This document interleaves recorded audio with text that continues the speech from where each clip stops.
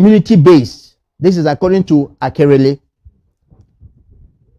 Leadership has not helped, and thus the need to revisit our kind of leadership in this part of the world.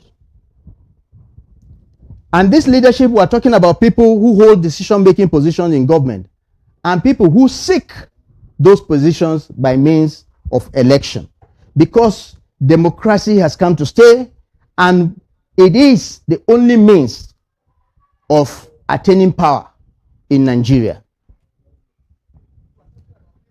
Direct impact of leadership on Igala Basa. What are the features we see? Poverty, negligence of a people already completely ruined by inability to get those daily needs. We have surrounded the bulk of our political space with dishonorable men. I say this with all sense of humility, because we have just seen an unfolding scenario where a former chief executive has looted so much that he has paid for his children, even those yet unborn. What a tragedy. Confidence that was reposed has been betrayed, and this is replicated across board.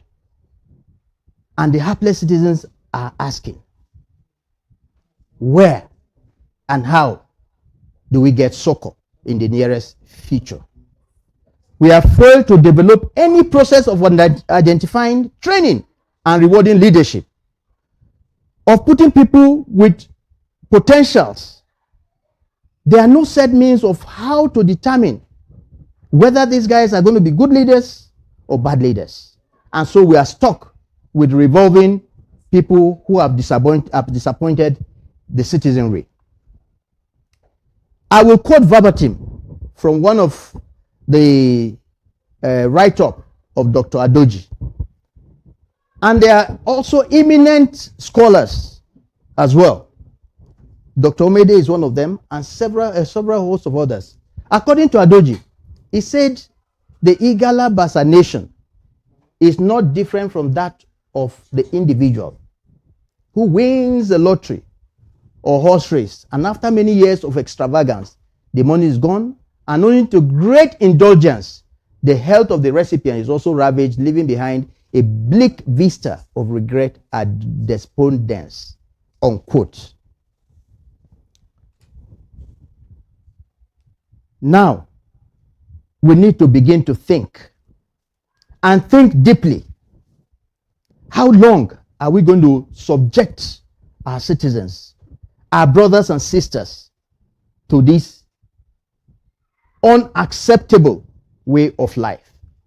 Imagine the billions that are being looted on a daily basis. If 1/10 is to be spent on the people, trust me, we will be far from where we are.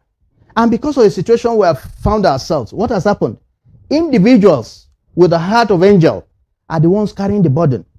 And that is where the Igala Basa Development Initiative has come and is a veritable tool to help the situation. What do I mean by that? Where an individual is the one carrying his community, sinking borehole, attempting to create road. If you now have a channel, you have a tool like the Igala Basa Development Initiative, the load becomes much, much easier to carry along.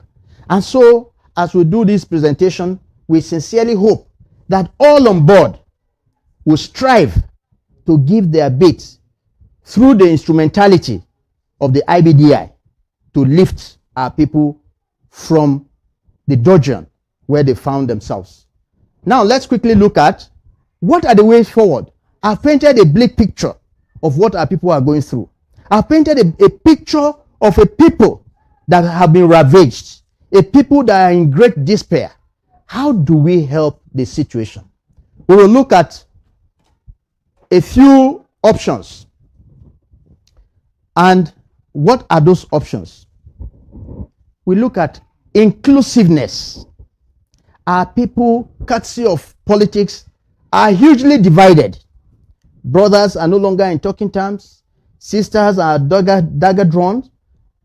It isn't supposed to be so. Politics is supposed to be played devoid of any violence.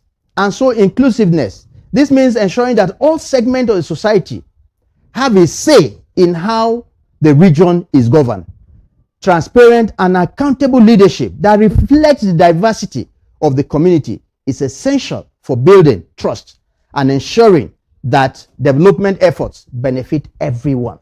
So instead of the emphasis being on individual and on my immediate family, this time around, it should be on the people. It is time to have a rethink. The weight of leadership in the Igala Basa community rests not only on the shoulders of the few, but on all of us. So even the governed, because we have become so docile, and so whatever happens, nobody cares. But we must care. We are getting to a stage where we should be able to voice out. We should use the most civilized means to protest anything that is against democratic norms. Let us therefore invest in initiatives that prevent conflict, nurture dialogue, and empower our communities to resolve disputes peacefully. The next is investing in prevention. Early warning systems. These things don't boil up overnight. We have heard of people buying weapons and handing them over to thugs. Once these weapons go out, they don't come back. We know that one of the biggest challenges in the African continent is the spread of light weapons, small and medium weapons in the hands of those who ought not to have them. We must not forget that the government is supposed to be the sole purveyor of violence. But where other people have access to this, it becomes anarchy. So we must establish community peace committees where possible. These committees can foster open communication, mediate minor disagreements before they escalate. And now, if you look at it closely, at the local government level, who do we have? Caretaker committees. These are people that are not elected by anyone and are answerable to no one. So for them to even get the confidence of the people they superintend is difficult. So there is need to go back to what is required. Conduct elections for the local government, and then the local government chairmen, who are the chief security officers, can now harness whatever is within their locality to ensure peace and tranquility. Quickly, dialogue. This is very, very crucial in every human endeavor. Open and honest communication is the bedrock of understanding. We must invest in initiatives that facilitate dialogue across ethnic and religious lines. It could involve hosting town hall meetings, workshops, peace-building forums where residents can voice out their discontent with anything within the community. We are supposed to have a situation where, even if it's on a monthly basis, the local government chiefs or the local chiefs can hold court with their citizens and try to dialogue, try to rub minds. Unfortunately, that has not been the case. In fact, I can say with all sense of humility that the government itself has become a threat to the citizens. Otherwise, how do you explain the situation where the government waters down the traditional institutions that are supposed to be at the forefront of peace and reconciliation? Some, like the last administration, 2-3 days before the end of the administration, about 3 to 4 local government chiefs were dethroned. Why the last minute rush? If they had committed an offense in the course of 8 years, you had the opportunity to have dealt with them. But the fact that you waited till the last minute shows that it was a jerk or knee-jerk approach to governance, which has never helped anyone. We will now look at effective reward and punishment. One of the major drawbacks in our country today is lack of effective punishment and reward system. Impunity at its highest. We have seen, if I may ask, this fantastic and great audience, what is the reward for kidnapping? We have thousands of kidnappers who are rotting away in prisons. Has that served as deterrence? The answer is no. For somebody who has taken life over and over again, we should begin to think of an alternative punishment, even if it's death sentence. Anything that will serve as deterrence, keep others from doing that will dislocate the community is critical. So the issue of effective reward and punishment must be given a center place as we try to forge a way forward. The next is community engagement. In our communities in Igala Basa, when I was a young man, I know there were so many cultural festivals. Italo, Ocho Festival, Egu Fishing Festival. This festival helps to bring people together. It forges unity. It breaks diversity. But what do we have today? How many times have we had such festivals? And even if at all it is held, you need the police, you need the military, because tempers are high. So we must find a way of deconflicting the situation. We must find a way of getting our people back and reassure them that government is out not only to create the enabling environment for them to thrive, but rather to ensure that their daily basic needs are met. So by empowering residents to take ownership for peace building efforts, we create more sustainable and inclusive foundation for lasting change. Having taken this much time, in conclusion, I would say there is peace in a society when each man gives to his neighbor that which is due to him. When the government gives to its citizens that which is due to them, and when all mankind gives glory to God. Peace in this context means justice in action. It is crucial. It is inevitable. I urge all of us to embrace the values of unity, peace, and progress as a guiding principle in our collective journey towards a better tomorrow. Let us work hand in hand, shoulder to shoulder, with determination, resilience, and optimism to realize the vision of a harmonious and thriving Igala Basa community. When you travel to our areas, you will see decadence. You will see deprivation. It is high time we come together. The government is only there to provide the enabling environment, infrastructure. But we individuals must come together under any umbrella. IBDI is one of such umbrellas, but we must be determined. We should not be contented with, I am full, my immediate family is full. Life does not end there. Life ends with your neighbor, your distant neighbor. The two religions I know of preaches love, and you cannot extend love to somebody who is in dire need, who knows you are in a position to help and you are not helping. I pray that God in his infinite mercy will give us the wisdom, the understanding for us to chart a new course as we start with this IBDI initiative. May God bless us all. Thank you, and thank you once again for your rapt attention.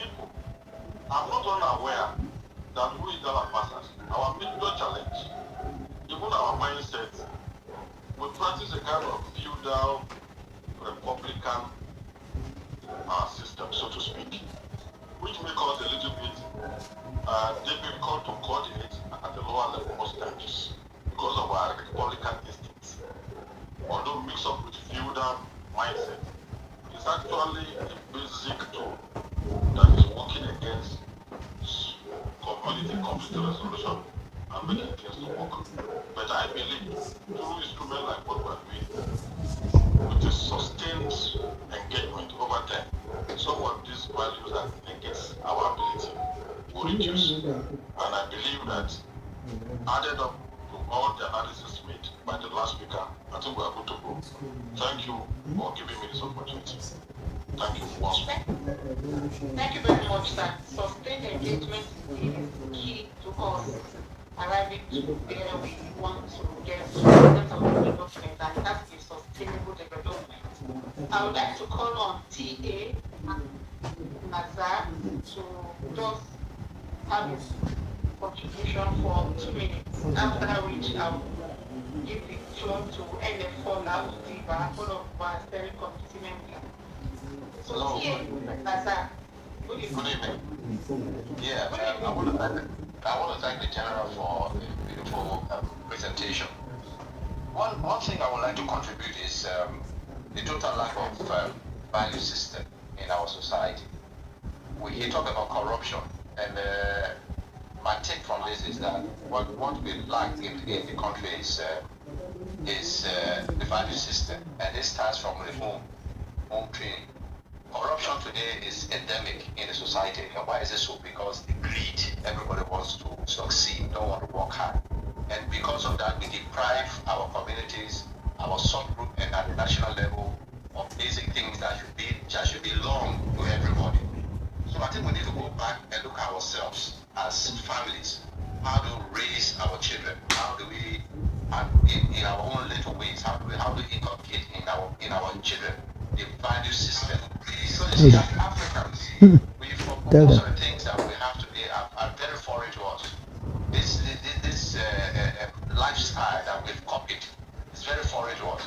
So we can see that talk of where there's corruption, there will always be a conflict, because there's deprivation.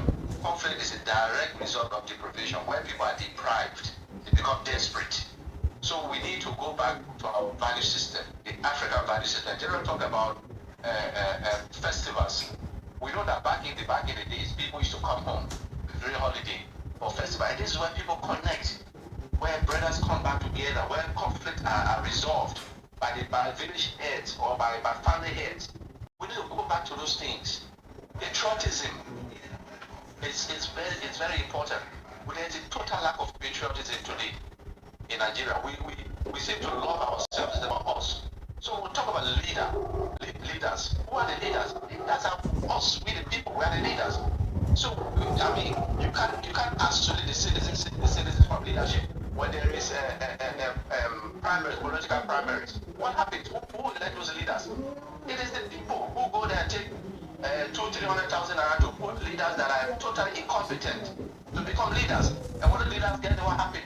They forsake the people because they want to recoup what they have invested. So they see that as a business. They are not going to represent the interests of the people, they are going to represent their pocket. So we need to go back to our value system. It is not too late. Let's start from our little community, from our children, from our households, from our churches, from our religious group, from our mosque. Let's start preaching value system. And this is where we can see the reduction in conflict. Thank you very much. Thank you very much. Patriotism indeed. When we are patriotic to be able to defend the country, and when we are able to defend the country, do those things that will benefit everybody in our community. Thank you very much for your contribution, T.A. Nazar.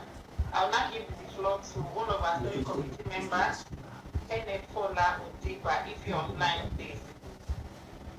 I can't see hands up, and I can only allow you to speak when you raise your hand. When you go to the reaction.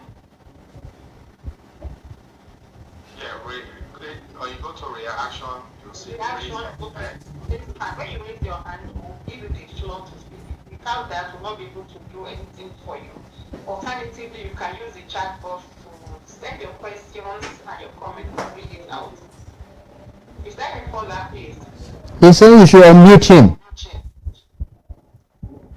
Secretary. Oh, I see him now. Go ahead, sir. Okay. afternoon or good evening, everyone. Rather, General, thank you so much for a well laid out presentation. Yeah, I've got, let me say, 1.5 question for you, please. Please go ahead. Yes, sir. Yeah, you started by saying that conflict is inevitable. Yes, which is quite agreed. And you mentioned the types of conflicts, and the one that affects us more in Kogi East is political conflict. And you also pointed out way forward, which one of them is inclusiveness and the way of even preventing. And you talked about town hall meeting workshops to be conducted. Now, my question, first one is this. In holding like a town hall meeting, workshops, have you, in the context of Kogi East and the level of the political conflict that we have you thought of any conflict management module or framework that can be adopted by IBDI that can help us? It could be like a guideline for us to adopt, either prescriptive framework or model or any established political framework in context of conflict management. That is my first question.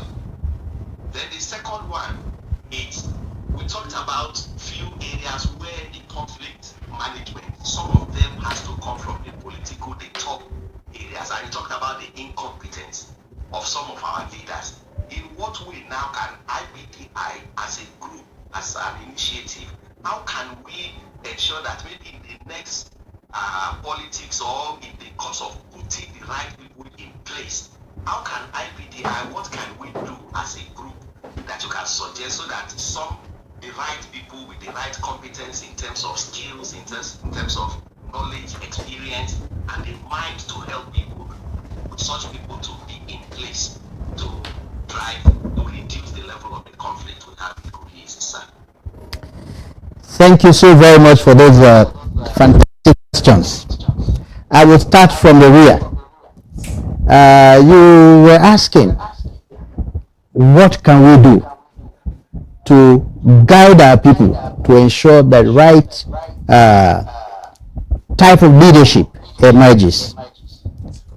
It's straightforward. IBDI needs to first and foremost start sensitizing people. A lot of sensitization. We need to change the narrative, because if you check Basa, Igala communities, and this is replicated across board in the whole country, anyone who has money in his pocket assumes that he's a leader. And why has that become the case? He knows that people are really stressed up financially. They have been impoverished. So he gives them peanuts. So we need to do a lot of sensitization, jingles, to tell the people that you should not sell your future for virtually nothing. And Igala Basa also, we can begin to, without necessarily creating any animosity, help them to begin to understand what leadership is all about, what they should expect from the right leadership.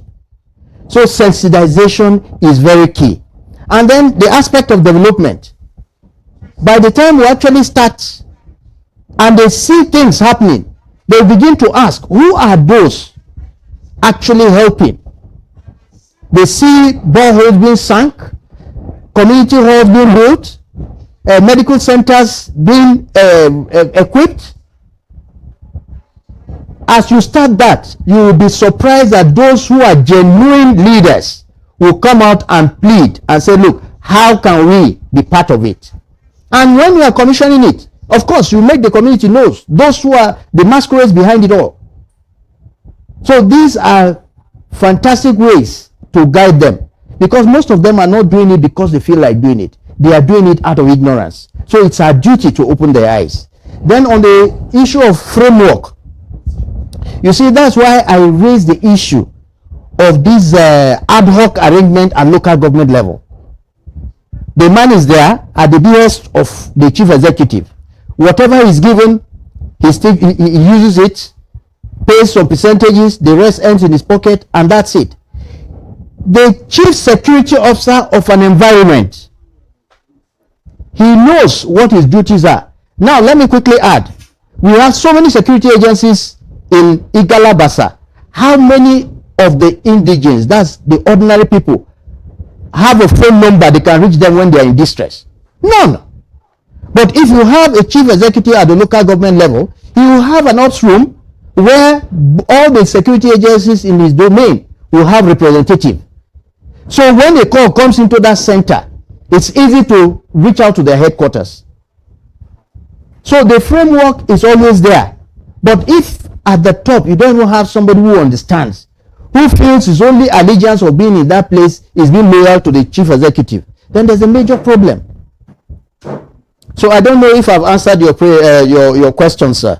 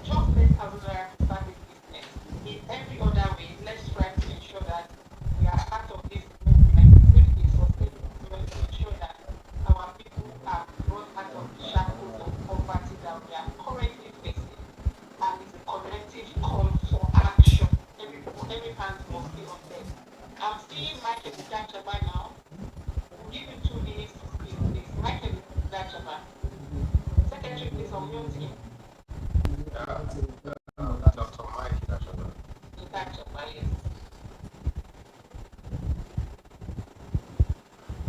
Dr. Mike, I'm sending you a request. You can just unmute yourself now. Dr. Michael. I hope he's not muted.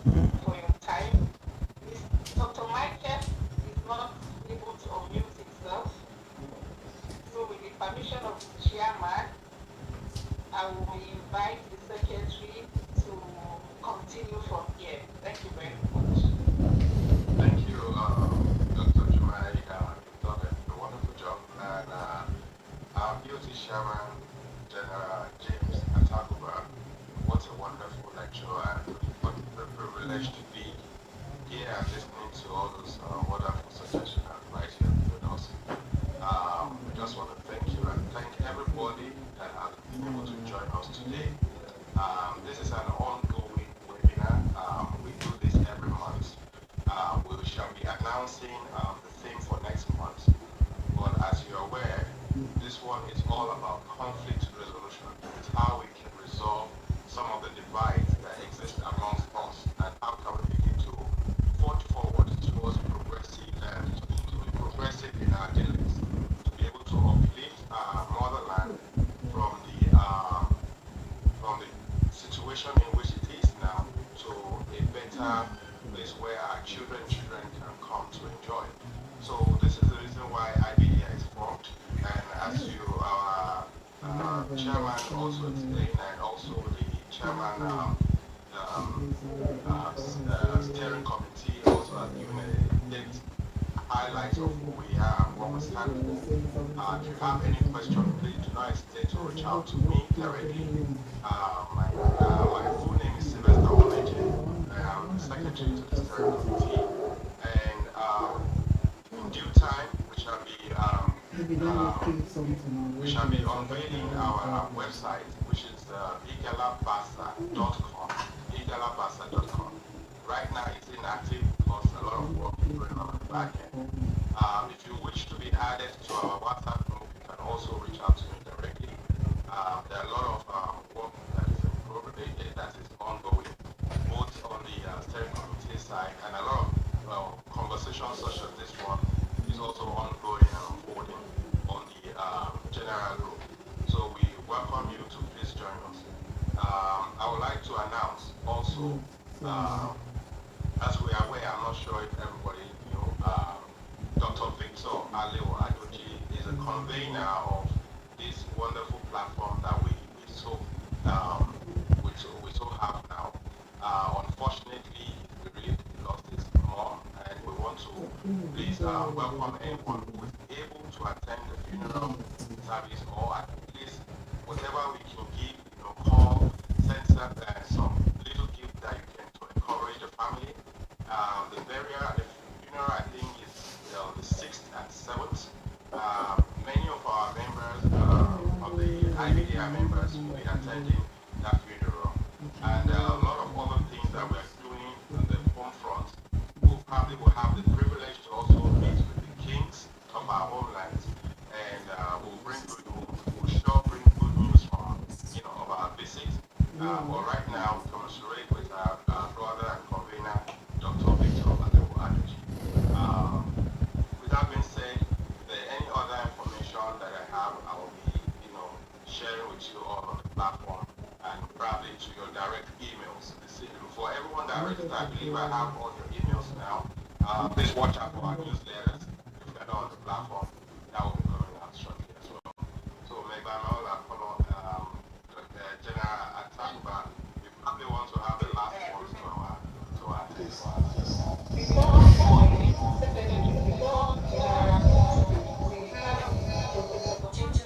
objective form, but I don't know if it's online. We'll just take 60 seconds of time. Professor Isaac, if it's not, let me look through if I can see him on YouTube.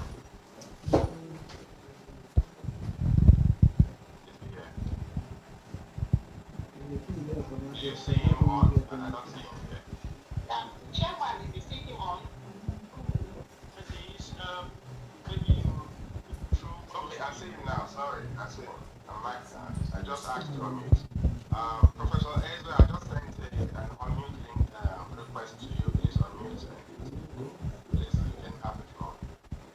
Yeah, thank you very much. Like I earlier on said, basically appreciating the presentation of the general, which was very insightful.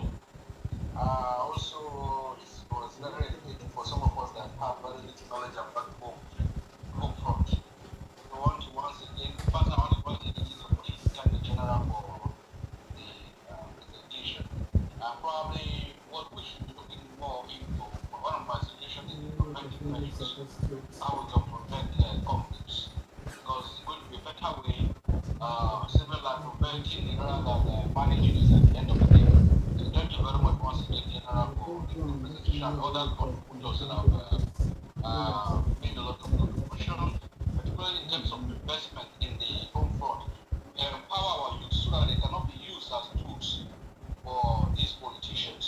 I think it would be very nice if we can engage in such things. Thank you very much, sir. Thank you very much. We have TA Nasa also in the chat box. He said, I'm not surprised by the quality of General Taguba's presentation. One very is one very passionate and patriotic Nigeria who is very pained by where we find ourselves as a people. We need more Nigerians like him. Thank you very much, Nasa. We also have in Enejo Haruna.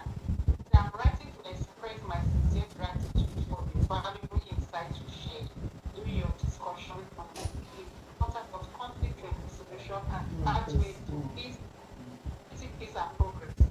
Your comprehensive analysis, the history and foundation of conflict in Ghana land was enlightening and greatly appreciated. Furthermore, your provisions of in-depth solution has undoubtedly shed light in the way forward towards lasting peace and development in the region.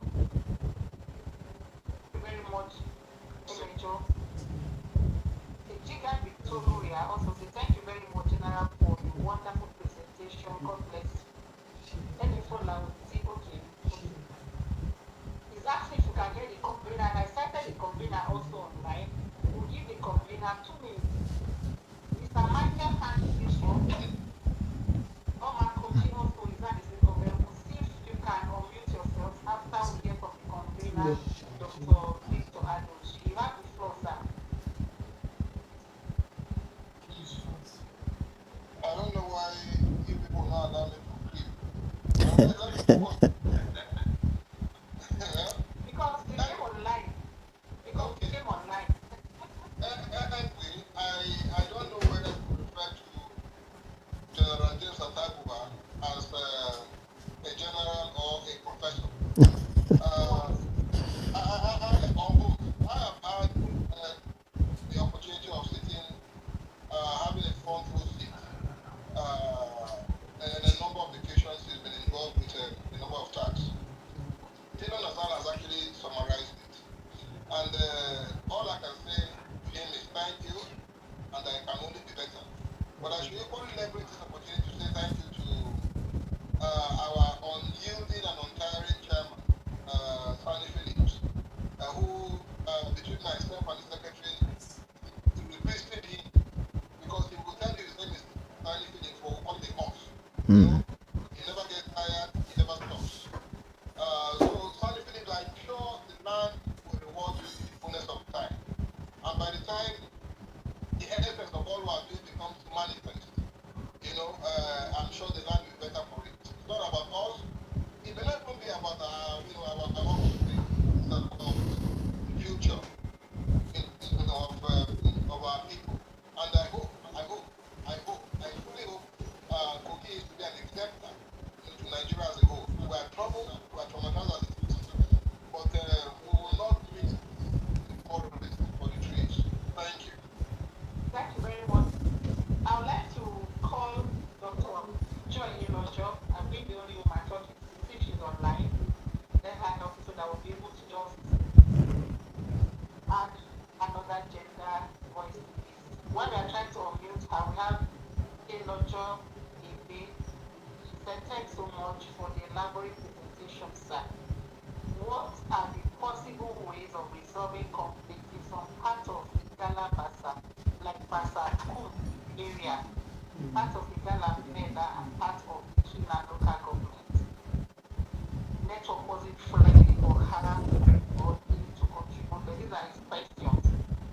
That what are the possible ways of resolving the conflict in part of the Gala Basa, like Basa Kum area, part of the Gala Meda and part of the Kina local government? Thank you. Okay. After doctor. All right. Question, yes. Okay. Thank you, ma'am. Thank you, General Professor. Very, very delighted to listen to your elaborate, wonderful Thank you so very much, Unfortunately, we madam. get to a very few parts of it because of the bad network around here. And I also think to a way of resolving conflicts. But my major worry here is about the area. There are some area.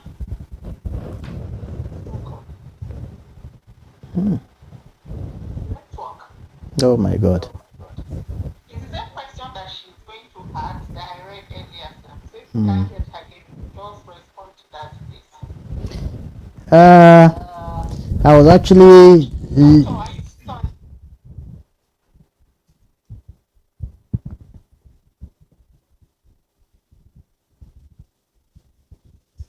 This is part of what the Gala Basa Development Initiative will have to address. Exactly. Network in the grassroots area. Exactly. So Exactly. everybody can join us from Ayamba, which is why our network is fluctuating. Okay. What's your question? Yes. Because of the time constraint, I wasn't able to really expound more on these conflict management procedures. If you check the way we build houses in Igala Basa, in the military we say shoulder to shoulder. What that means is the buildings are built into themselves. The average Igala Basa, can you hear me? Oh my God. Hello?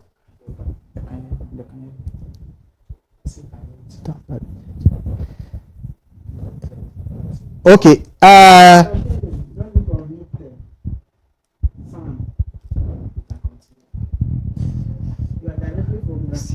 Okay, you can hear me.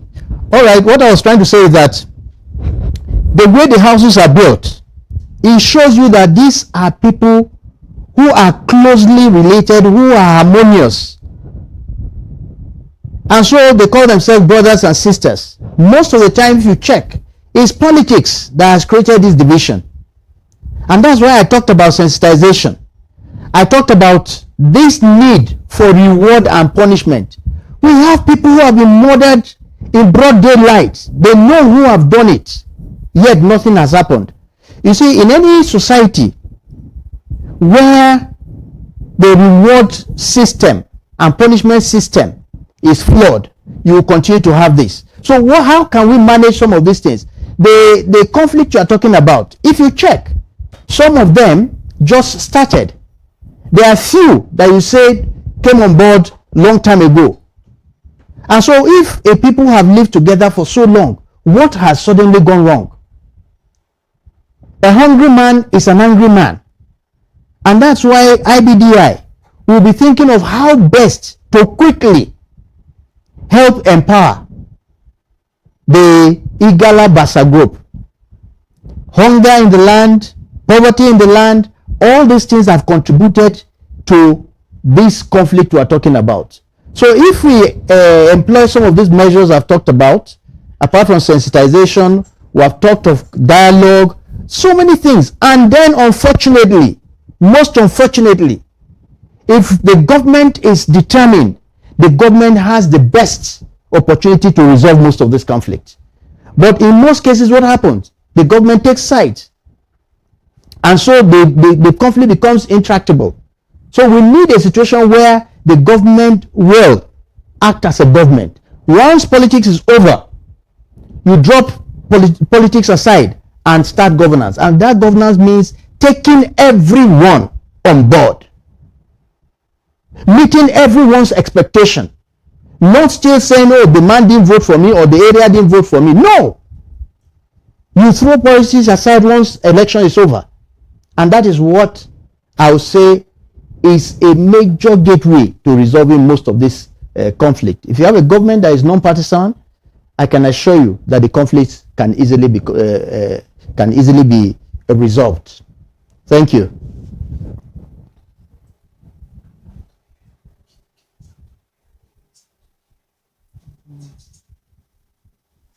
Word for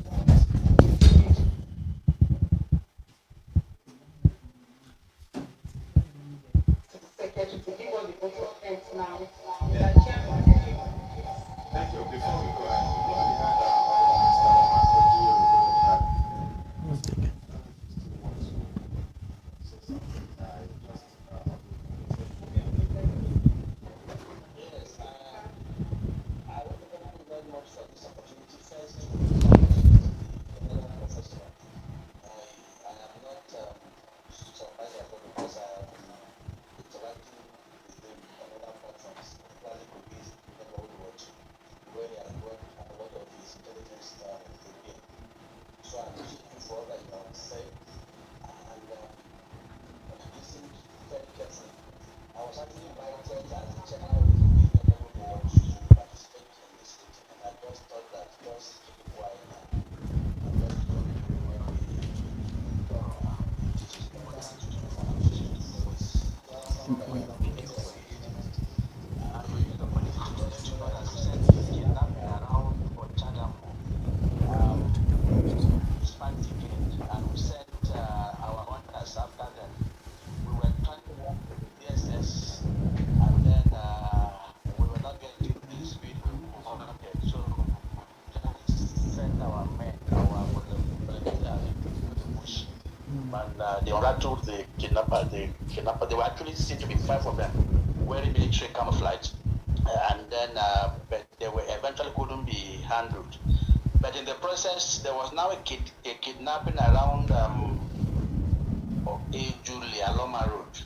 So the one for Chadam Ojodo axis has been tamed for now. At least the kidnappers who one of them since they kidnapped overhead since a saying that Thursday has passed, we send them scampering running for their lives. But the one for the Julia Road, we got information that there were people living in Abuja for the east with the cops. They kidnapped the vehicle, left the cops by the roadside, and took all the other people into the bush. So this is what is happening in Igala land now. That the cops, a vehicle conveying cops can be blocked, and then you leave the cops by the roadside and carry all the people who are traveling to go to bury the cops, people who are already traumatized. You carry them into the bush. And what I did immediately was to request that those same people who were helping us to pursue the kidnappers from Ochadamu to Ojodu and into the bush should also now face this kidnapping incident. I tried to find out where were their camps. They said one was around between Aloma and Naniba, around Ochada, around Agbeji in the bush there, that there's a camp there. Another camp in the Aloma forest.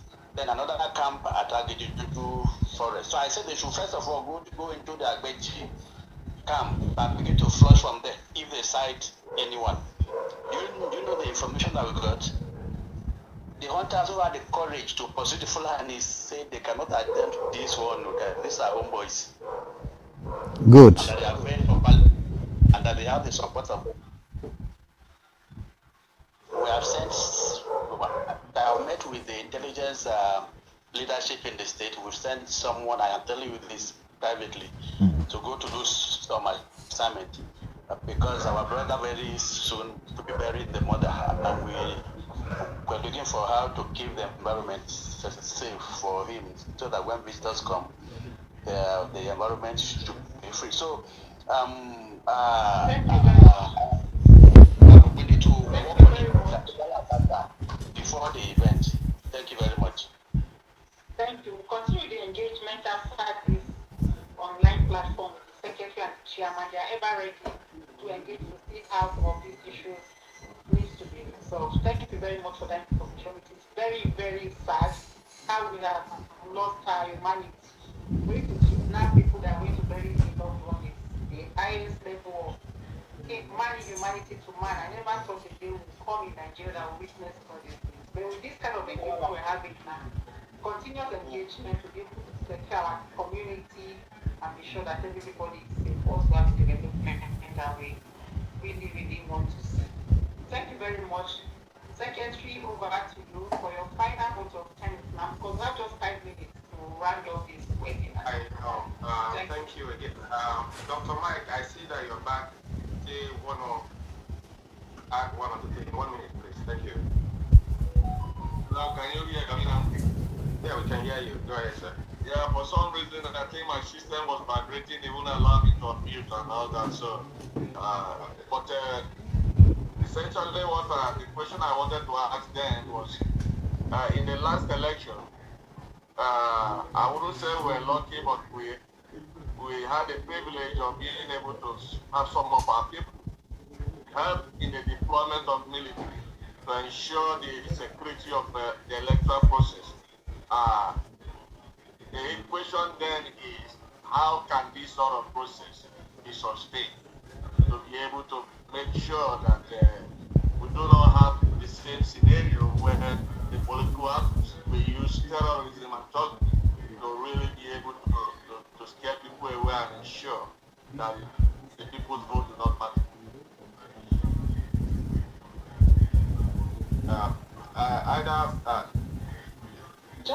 Yes, I'm here.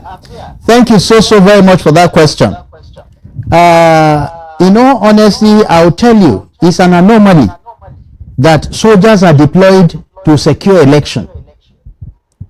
And so we shouldn't be praying for a repeat. Rather, how can we get the political leaders to become sensitive and become patriotic? Yes, I'm here. Respond directly to your question. Hello, can you hear me now? Perspective to that. Time is fast spent. We would like to round up. I need to read this part. I need to read this comment. It's very important. It's from Antonia Takuba. Thank you so much, Takuba, my dear husband, for this awesome presentation. I truly hope that the valuable points you raised will lead to the resolution of conflict and the faith and understanding. Thank you very much, madam, for making the home front very, very, very conducive for that to contribute to the development of our country. And Nigeria is Thank you. And thank you, our moderator, for catching that. You know, but thank you for catching that, and you're able to read that. We just want to appreciate. I can see Dr. Rick. Let me unmute him. Dr. Victor. That you have a special weapon you need to deploy. That woman is a prayer warrior. If she prays for you, you can melt.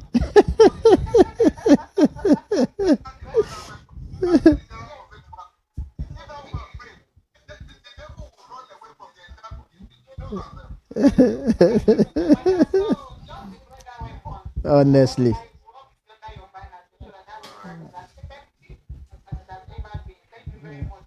Thank you. Thank you. Well, we want to appreciate everyone. We want to appreciate even especially some of our special guests that were here but wouldn't want their names to be mentioned. I want to assure you that we have some of past governors that are in this meeting, but we just can't, reveal their identity right now. But we appreciate you all. We also appreciate everyone that has taken time, both in the diaspora and the home front, that attended this meeting. Please, we look forward to you attending our next one as we'll be, conveying the information to you in due time. So, Megba Meola Leshaka, thank you all. I don't know how to say that in Basa and Basange, but if we have anyone, Mao, I'm not sure if that's correct. The point I should have unmute everybody if it's possible so that they can just. Okay, let me see. Let me see if I can do that. I don't think I'm able to do that. Okay, hold on. All right, I'm unable to unmute all at the same time, but if you can hear me, we want to thank you all for coming. Megba, thank you all, and bye for now. Thank you. Yeah. And there's also James Lee George and Takuba. I extend my heartfelt gratitude for your exceptional presentation. Your insights have been. Okay, I've read this earlier.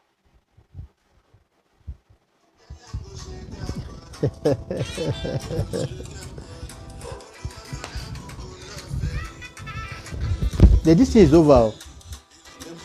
The meeting is over. Yes.